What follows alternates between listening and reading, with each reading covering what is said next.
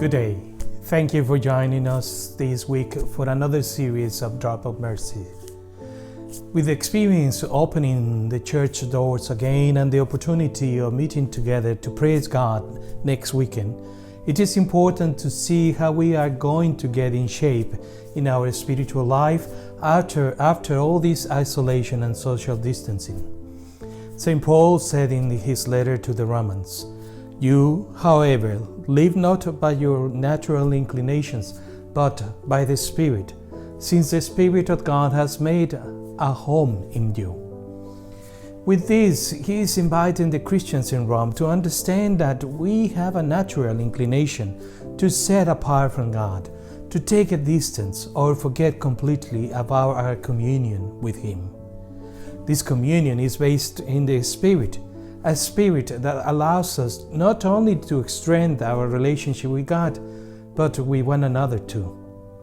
So, our physical appearance allows us to recognize certain needs, and our body reacts to those circumstances in different ways.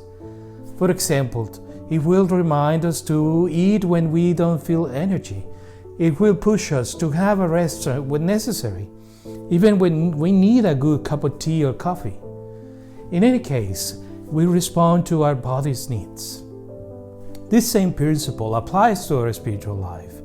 The problem here is that our spirit and soul are probably not so evident in giving us signals to look after them. We need to recognize that just as we look after our own bodies, it is necessary to nurture our own spirit too. Our Christian tradition is full of sources that we can use to do so. Prayer, meditation, the reading of the Bible itself, the practices of personal devotions like the Rosary or Novenas, and many more. Plenty of them at our fingertips. Will we continue nurturing our spirit properly and looking after our soul with good practices, or we just be content in saying, "I made my peace with God and don't need anything else"? If we want to be a missionary church and evangelize, we need to prepare our spirit in order to help others in their journey of faith. Jesus, while praying at Gethsemane, he found his disciples sleeping and said, "The spirit is willing, but the flesh is weak."